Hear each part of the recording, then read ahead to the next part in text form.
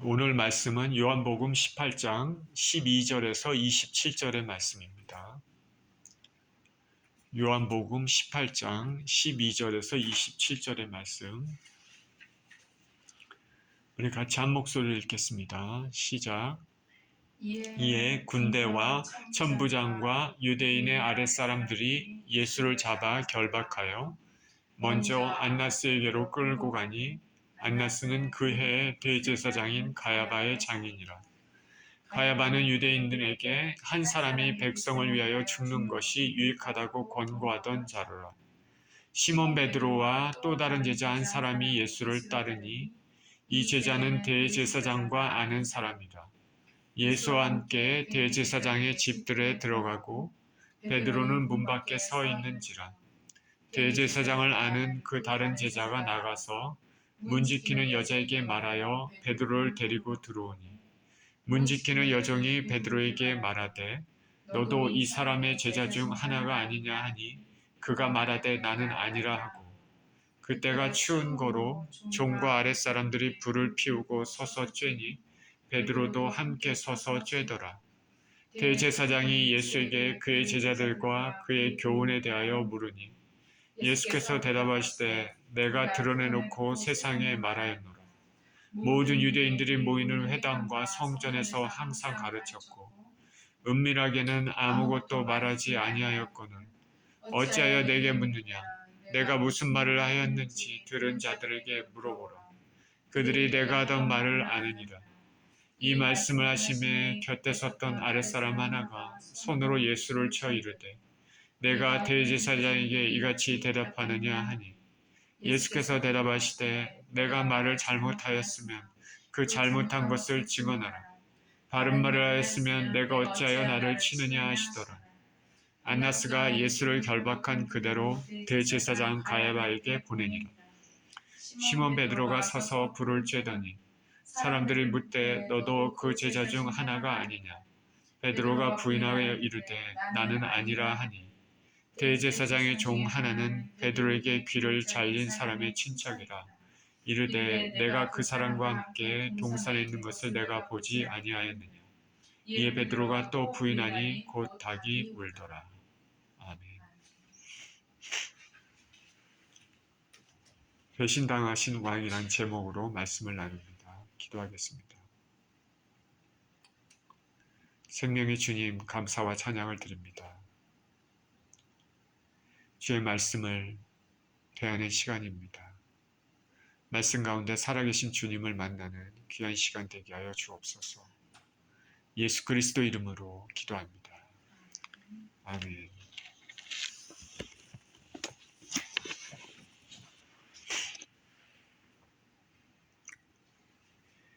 일제시대 때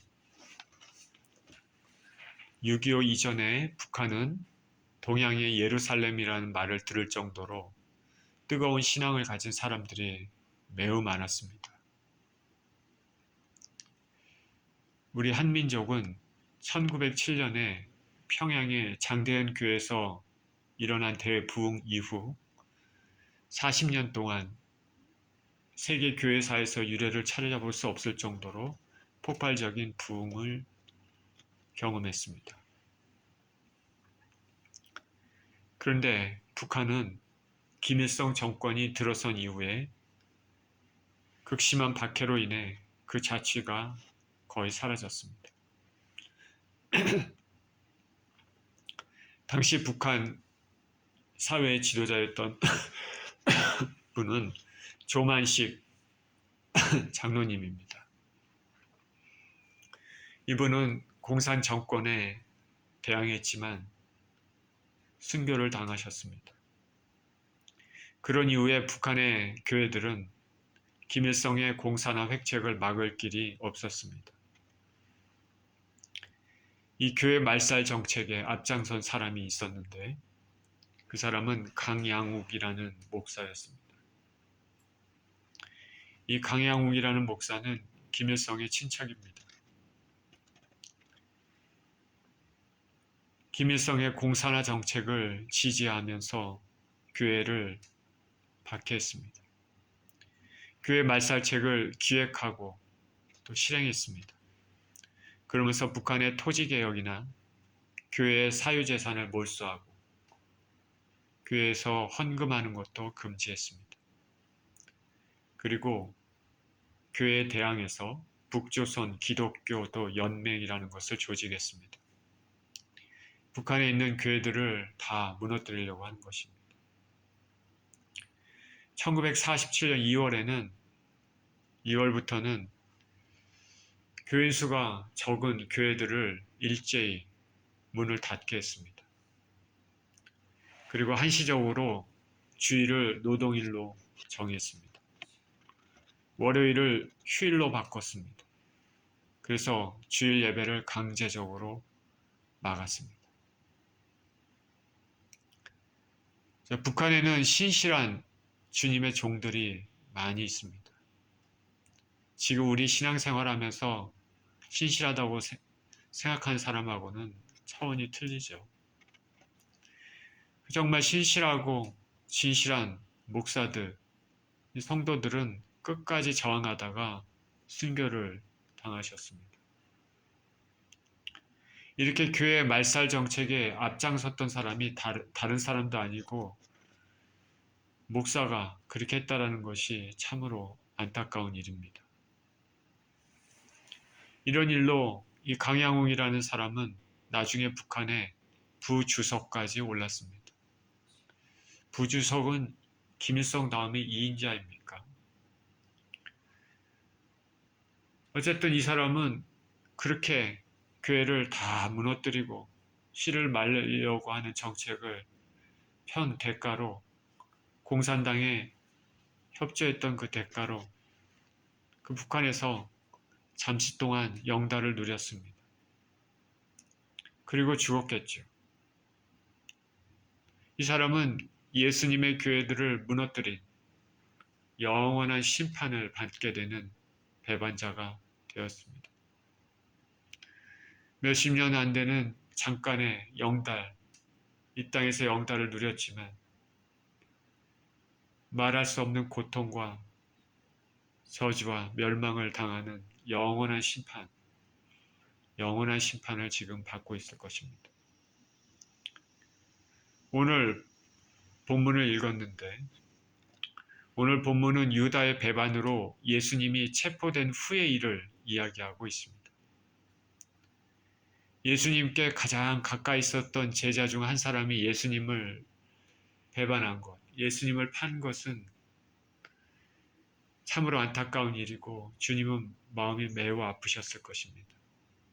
그런데 오늘 본문에는 그 가룟 유다 말고도 예수님을 부인하는 제자가 또 한 사람이 있었습니다.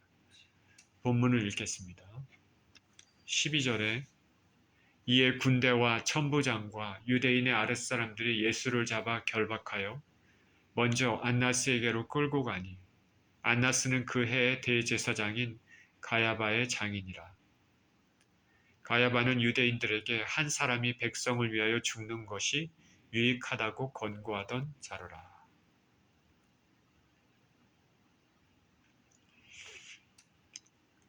겟세마네 동산에서 아버지께 간절히 기도하신 후에 예수님께서는 유다의 배반으로 체포되셨습니다. 유다는 군대와 천부장과 유대인의 아랫사람들을 데리고 왔습니다. 강도를 잡는 것 같이 검과 몽치도 가지고 왔습니다. 그들은 먼저 예수님을 안나스에게로 끌고 갔습니다. 안나스는 그해 대제사장의 장인입니다. 대제사장은 가야바죠. 이 안나스란 사람도 역시 대제사장이었습니다. 근데 로마 총독에 의해서 폐위되었습니다.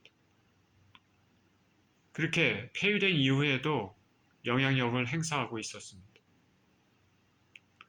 그의 사위가 당시의 대제사장이었지만 먼저 안나스에게로 끌고 간 것은 그가 아직도 대제사장의 현직 대제사장의 버금가는 실제적인 영향력, 권력을 행사하고 있음을 알 수 있습니다.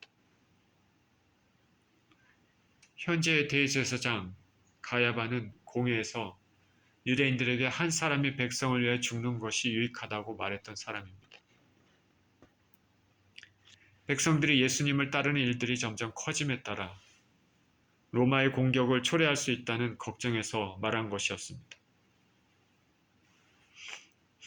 그런데 그의 말은 공회원들을 위시한 당시 특권층의 기득권을 지키기 위한 것이었지만 결국 자신의 의도와는 상관없이 예수님의 죽으심을 예언한 것이 되었습니다. 15절입니다.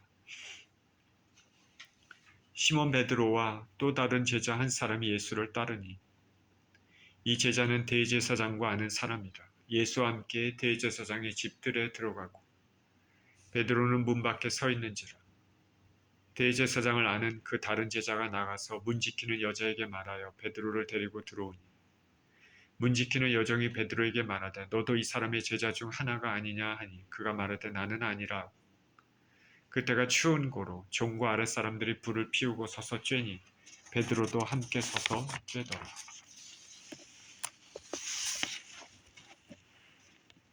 예수님이 체포되어서 제자들이 두려운 가운데 뿔뿔이 흩어졌지만 베드로와 또 다른 제자 한 사람은 체포되어 가고 있는 예수님 뒤를 조심히 따라갔습니다. 예수님을 다시 빼올 수 있는 힘은 없지만 예수님의 신상에 무슨 일이 있는지 걱정하고 근심하면서 따라갔습니다. 그게 따라갔지만 사실 이것은 예수님이 베드로가 닭 울기 전에 3번 부인할 것이라는 섭리를 자연스럽게 이루게 되는 계기가 됐습니다. 여기 베드로 말고 또 다른 제자, 이 사람은 요한입니다. 그는 대제사장과 잘 아는 사이라 말했습니다. 성경에는 말하고 있지 않지만 아마도 요한의 아버지 세베대가 어떤 연유인지 모르지만 대제사장과 아는 관계가 되었을 것입니다. 그래서 요한은 아무런 제지도 없이 대제사장의 집들에 들어갔습니다. 베드로는 문 밖에 서 있습니다. 그러자 요한이 문 지키는 여종에게 말해서 베드로도 들여보냅니다. 그렇게 들여보낼 때 문 지키는 여종이 베드로를 보고 말합니다. 너도 이 사람의 제자 중 하나가 아니냐. 이 여종이 겟세마네에 있었는지 아니면 베드로가 예수님과 함께 있었는지 그것을 보았는지 모르지만 베드로가 예수님의 제자임을 알아보고 말했습니다. 이렇게 여종이 베드로를 보고 갑작스럽게 질문하니까 베드로 어떻게 대답합니까? 나는 아닙니다. 나는 아닙니다.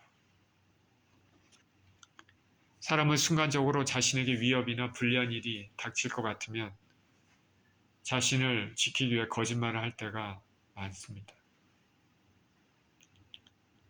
아기에게 집안을 아기가 엉망으로 해놓았을 때 엄마가 너가 그랬냐고 다그치면 고개를 도리도리 젓는 것을 우리는 보지 않습니까? 베드로는 스스럼 없이 아닙니다 말합니다. 베드로가 그래 내가 맞다라고 얘기했다면 베드로도 체포당했을 것입니다. 어쨌든 베드로에게 첫 번째 치욕스러운 예수님을 부인하는 말을 하도록 질문을 던진 사람은 여종입니다. 연약한 여종 앞에서도 베드로는 담대함을 가지지 못하고 주님을 부인하는 비겁함을 보였습니다. 베드로가 예전에 보여주었던 용기 있는 언행, 그것이 인간적인 것에 지나지 않았다는 것을 잘 보여줍니다. 우리는 우리 자신을 잘 모릅니다. 그러니까 항상 겸손해야 됩니다. 성경은 말합니다. 섰다고 생각하는 사람은 넘어질까 조심하라. 이렇게 거짓말하고 뜰 안에 들어왔습니다. 때는 밤이고 날씨는 춥습니다. 시기상 이때가 6월절이죠. 6월절은 현대 양력으로 3월, 4월경입니다.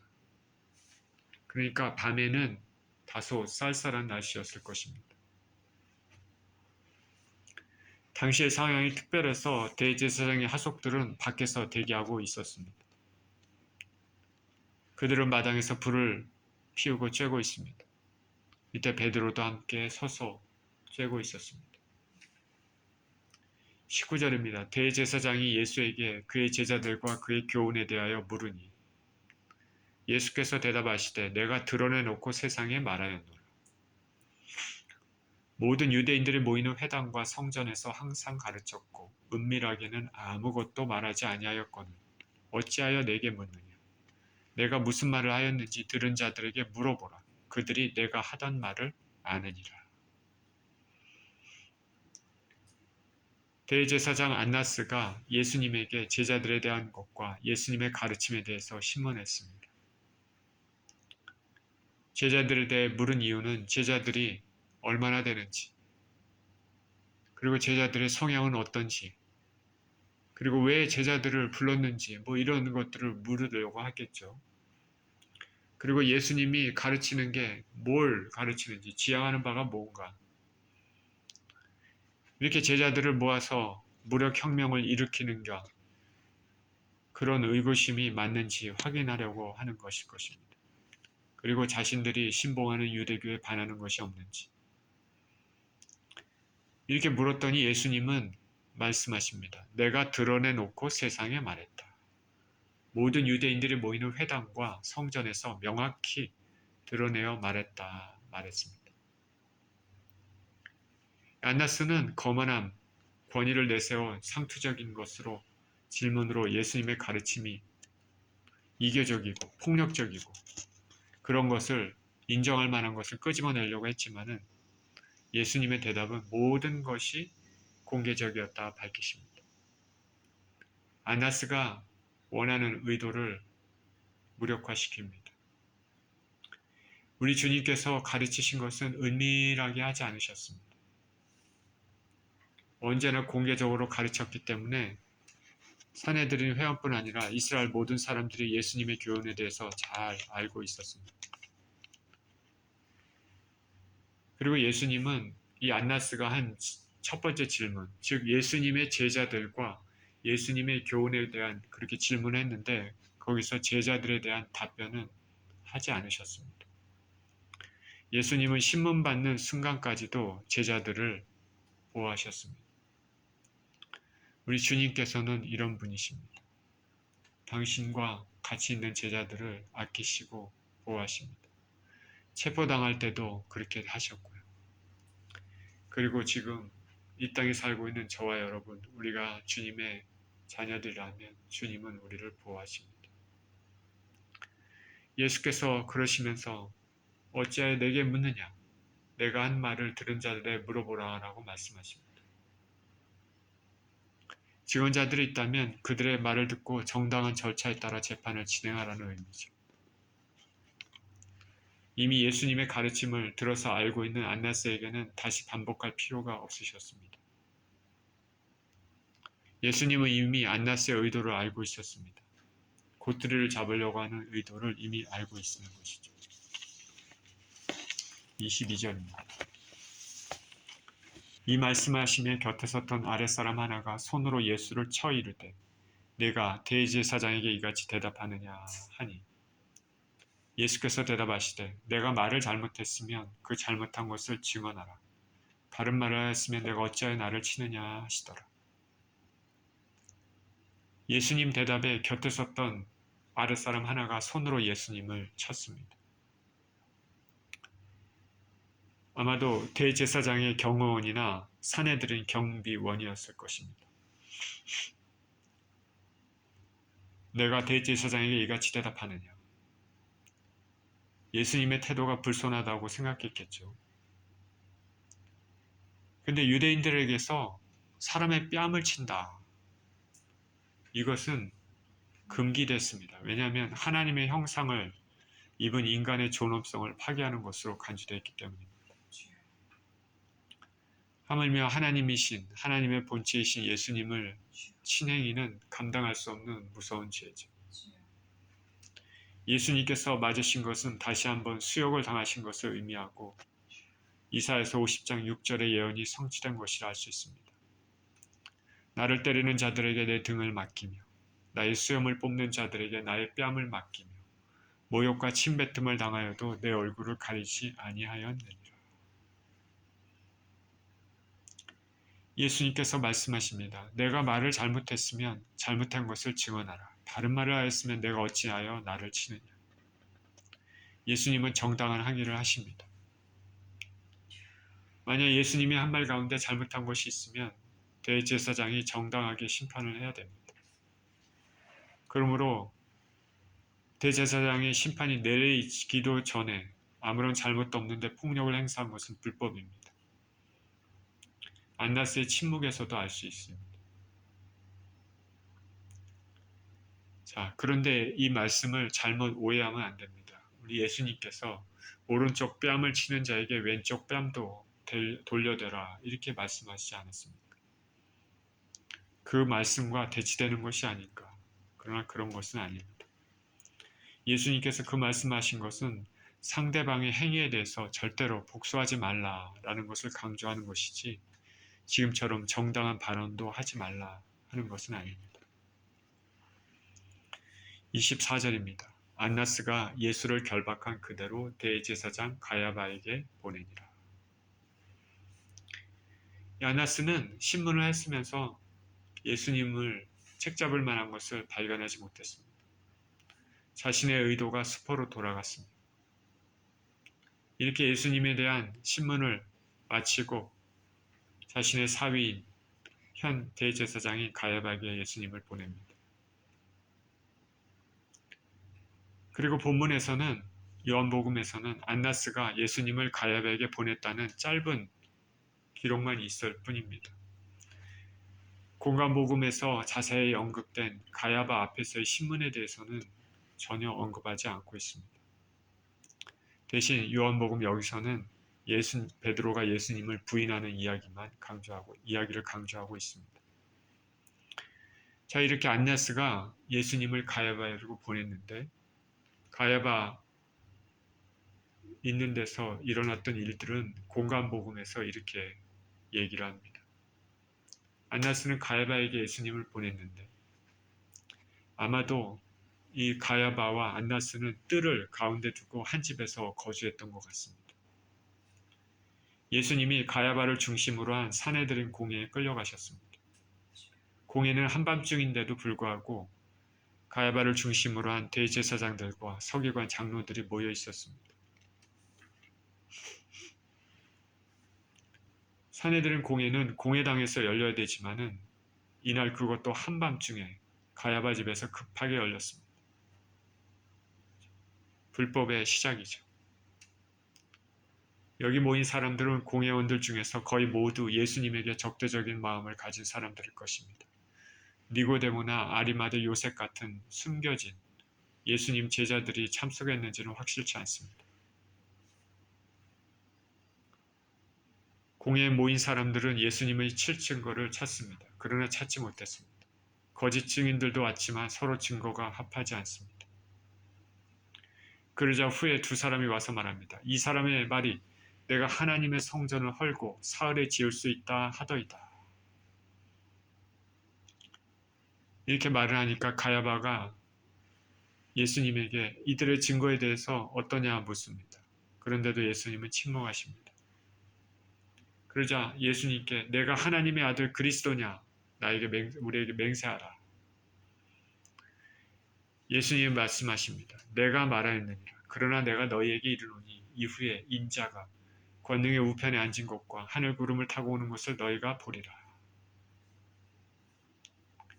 이에 대제사장은 참남된 말이다 하며 자신의 옷을 찢습니다. 더 이상 증인이 필요 없다고 말합니다. 주위 사람들은 저는 사형에 해당한다고 목소리를 높입니다. 그들은 예수님 얼굴에 침을 뱉고 얼굴을 가리우고 주먹과 손바닥으로 때렸습니다. 그리고 조롱했습니다. 그리스도야 선지자 노릇하라. 너를 친 자가 누구냐. 자, 공간복음에서는 이렇게 나와 있습니다. 이것을 자세히 살펴보면 예수님을 죽이기 위해 행했던 일련의 재판 과정이 모두 불법임을 알 수가 있습니다. 먼저 해가 뜨기 전에 재판이 이루어졌습니다. 무슨 재판을 밤에 합니까? 해가 뜨기 전에 재판이 이루어져요. 그리고 예수님에게는 변호인이 전혀 없습니다. 다이렉트로 예수님에게 신문합니다. 그리고 재판 소송은 적어도 이틀간의 시간이 소요됩니다. 그렇죠? 그날에 하는 게 아니라 적어도 이틀이 소요되는 거죠. 재판이 있으면. 그렇기 때문에 안식일이나 유월절이나 장막절 등의 절기 전날에는 재판을 하면 안 됩니다. 근데 지금 유월절 전날이죠. 이 모든 것을 무시한 채 하룻밤에 모든 절차를 진행했습니다. 그리고 사내들인의 공식적 모임 장소가 아니고 가야바가 있는 거처에서 재판이 또 이루어졌습니다. 이것도 불법이죠.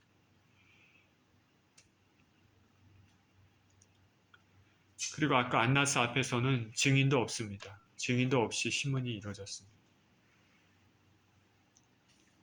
그리고 대제사장이 직접 신문한 것도 불법입니다. 뭐 처음부터 끝까지 다 불법이죠. 무엇보다도 이미 잠정적인 사형 원도를 내려놓은 후에 재판 과정을 그것에 짜맞춰서 진행한 점이 불법이죠. 이같이 예수님을 죽이기로 계획한 것들은 일사천리로 순식간에 불법으로 진행됐습니다. 사단의 계계는 이렇게 잔인하고 치밀하게 전개되었습니다. 그러나 그 뒤에는 모든 것을 섭리하신 하나님의 섭리가 있었습니다. 예수님이 당하신 모든 고통과 고난, 순환은 저와 여러분들을 위한 것임을 명심해야 되겠습니다. 이렇게 예수님에 대한 신문이 진행되는 동안에 재판이 어떻게 진행되고 있는지 베드로는 뜰에서 하석들과 앉아 기웃거리고 있었습니다. 예수님이 어떻게 될까? 근심과 초조, 두려운 마음 가지고 바깥들에서 불을 지으면서 지켜보고 있습니다. 25절입니다. 시몬 베드로가 서서 불을 쬐더니 사람들이 묻되 너도 그 제자 중 하나가 아니냐? 베드로가 부인하여 이르되 나는 아니라 하니. 대제사장의 종 하나는 베드로에게 귀를 잘린 사람의 친척이라 이르되 내가 그 사람과 함께 동산에 있는 것을 내가 보지 아니하였느냐. 이에 베드로가 또 부인하니 곧 닭이 울더라. 예수님의 판결이 진행되는 중에 불을 쬐고 있던 베드로를 보고 사람들이 묻습니다. 너도 그 제자 중 하나가 아니냐? 베드로가 부인합니다. 베드로의 두 번째 부인이죠. 나는 아니다. 모든 사람들을 위해 죄 없이 죽음을 담담하게 받아들이고 있는 예수님의 모습과 자기 몸의 안전을 위해 거짓을 말하는 베드로의 모습이 대조를 이루고 있습니다. 그러자 대제사장의 종 중에 베드로에게 귀를 잘린 사람의 친척이 말합니다. 귀를 베어버린 사람은 대제사장의 종 말고입니다. 그의 친척이 말합니다. 내가 그 사람과 동산에 있는 것을 내가 보지 아니하였느냐. 베드로가 예수님을 체포하는 사람 말고의 귀를 벨 때 그곳에 있었던 사람, 그 사람의 말입니다. 자, 이렇게까지 말하면 결국 자백하거나 아니면 더 강하게 부정할 수밖에 없겠죠. 베드로는 자백 대신에 더 강하게 부정했습니다. 이에 베드로가 또 부인하니.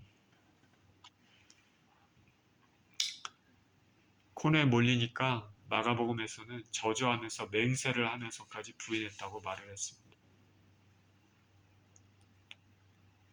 실로 진정 그리스도를 예수님 믿는 사람들은 자신의 신앙을 확실히 고백해야 될 때가 있습니다. 근데 그 순간이 많은 것이 걸려있는 위험한 순간일 수도 있습니다. 지금 우리가 살고 있는 미국은 그렇지 않지만 저 중동 국가나 이교를 숭상하는 국가에서는 생명을 걸어야 할 때가 많을 것입니다. 마지막 때 적그리스도가 주인 행세를 할 때도 생명을 걸어야 할 때일 것입니다. 저와 여러분은 지금이나 미래에서나 언제나 분명하고 단호하게 예수님은 나의 주님이시로 믿고 고백하는 삶을 살아야 할 것입니다. 이렇게 베드로가 3번이나 부인하자 닭이 울었습니다.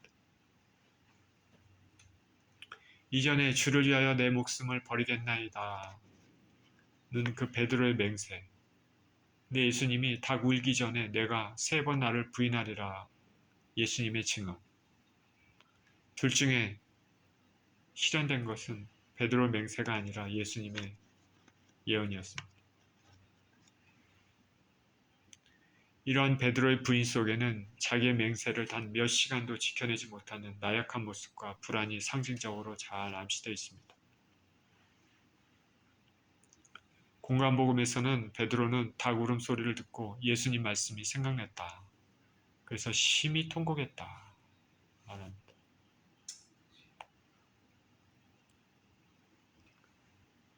자신의 약함을 적나라하게 느낀 것입니다. 3번에 걸친 그의 부인 행위에서 입술로 많은 충동적인 서약이 외적 압력이 얼마나 쉽게 파괴될 수 있는지 알게 됩니다. 여러분, 저도 마찬가지지만 저도 이걸 많이 느낍니다. 우리 입술로 하는 말들이 지키지 못할 때가 분명히 있음을 알아야 됩니다. 함부로 얘기하지 말고 항상 겸손해야 되고 우리의 신앙이 주님 앞에 온전해야 될 뿐 아니라 우리의 신앙을 자랑해서는 안 됩니다.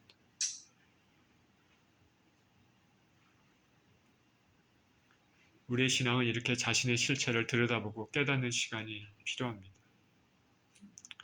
이를 통해서 자신의 실체를 알고 부족함을 회개하면 신앙이 성장하고 단단하게 됩니다. 그러나 자신의 실체를 들여다보지 않고 사는 사람들은 신앙의 성장을 이룰 수가 없습니다.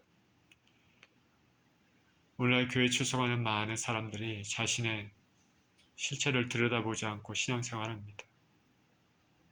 자기가 생각하기에 열심히 신앙생활한다고 생각하고 이 정도면 괜찮다고 스스로 판단합니다. 열심으로 교회 봉사도 하고 그렇습니다. 그러나 한 걸음 멈춰서 자기 자신의 실체를 들여다보는 시간은 상대적으로 없습니다. 내가 하는 이 열심이 정말 마음 깊이 주님을 사랑해서 하는 것인가, 아니면 나의 욕망을 채우기 위한 열심인가? 분주한 활동이 하나님의 인정을 받기 위한 것인가, 사람의 인정을 받기 위한 것인가? 죽기까지 예수님을 따르겠다는 마음으로 살지만 정작 자신의 실체를 알지 못하는 베드로의 마음 같을 수도 있음을 우리는 알아야 합니다. 그러기에 고난과 연단을 통해 자신을 돌아보는 성찰의 시간이 있어야 하며 주님과 자신과의 온전한 관계를 맺을 수 있는 것입니다. 잘못된 길을 가는 것도 문제지만은 더 큰 문제는 그 사실조차 모르고 있는 것. 매일매일의 자기 성찰이 우리가 자신을 돌아보도록 경종을 울리는 닭 울음소리가 되어야 될 것입니다. 자, 오늘 본문에서 체포당하신 예수님은 대제사장 가야바의 집으로 끌려가 신문을 받았습니다. 대제사장이 묻는 질문에 예수님은 담대히 답변하셨지만 몰래 뒤따라온 베드로는 3번이나 예수님이 제자가 아니라 부인했습니다. 주님은 신문을 받는 그 순간에서도 제자들을 지켜주시지만은 수제자인 베드로는 사랑하는 스승을 3번이나 부인했습니다. 두려움 가운데 마지막은 저주하고 맹세까지 했습니다. 이것은 슬픈 일이죠. 인간의 연약함입니다. 그런데 우리가 알다시피 추후에 베드로는 그 심령 안에 예수님을 향한 뜨거운 사랑이 있었습니다. 베드로가 부인하는 것은 싫어서 부인한 것도 아니고 예수님을 정말 배반하고 싶어서 부인한 것도 아니고 순간적으로 두려움 가운데 인간의 연약함입니다. 부인했기 때문에. 그러나 그 안에는 예수님을 향한 사랑이 있습니다. 뜨거운 사랑이 있습니다. 온전한 사랑이 있습니다. 베드로가 무슨 자기의 영달을 위해서 예수님을 쫓았겠습니까? 그리고 그 베드로를 향한 주님의 놀라운 그 사랑 때문에 가룟 유다는 달리 다시금 회개하고 돌아섰습니다. 베드로의 모습에서 우리는 우리 자신이 예수님을 사랑한다고 고백하고 그리고 실제로 그런 마음이 있을지라도 상황에 따라 위험이 닥치면 언제든 배신할 수 있는 연약한 존재임을 알아야 됩니다. 그러기에 우리는 항상 겸손해야 되고 우리에게 굳건한 믿음과 은혜를 달라고 기도하는 삶을 살아야 될 것입니다. 베드로의 교훈을 보면서 우리는 우리 자신의 실체를 들여다보고 겸손히 주님의 은혜를 간구하는 가운데 어떤 환경 가운데서도 주님을 인정하는 믿음으로 살아야 될 것입니다. 이러한 삶을 사시는 저와 여러분 모두 되시기를 예수 그리스도 이름으로 축원드립니다. 기도하겠습니다. 존귀하신 아버지, 베드로는 예수님을 정말 사랑하고 항상 따라다니고 수제자였고 죽기까지 예수님을 부인하지 않겠다고 말했지만 결국 두려움 앞에서 예수님을 3번이나 부인하는 그런 일을 저질렀습니다. 자기 자신의 실체를 모르고 연약함을 모르고 한 것입니다. 하나님 아버지, 우리는 우리 자신의 실체를 잘 모를 때가 많습니다. 아버지 하나님, 주님 앞에 항상 겸손하고 주님 앞에 진실하며 섰다고 생각했을 때 넘어질까 주의하라 하신 말씀대로 우리가 항상 우리 자신의 실체를 들여다보고 진실하고 겸손하게 주님을 따르는 인생이 되게 하시고 어떤 환경 가운데도 주님을 부인하지 않고 주님을 인정하며 주님을 믿고 그렇게 살아가는 고백하는 우리 모두 인생이 될 수 있도록 축복하여 주옵소서. 감사드리며 우리 주 예수 그리스도 이름으로 기도합니다.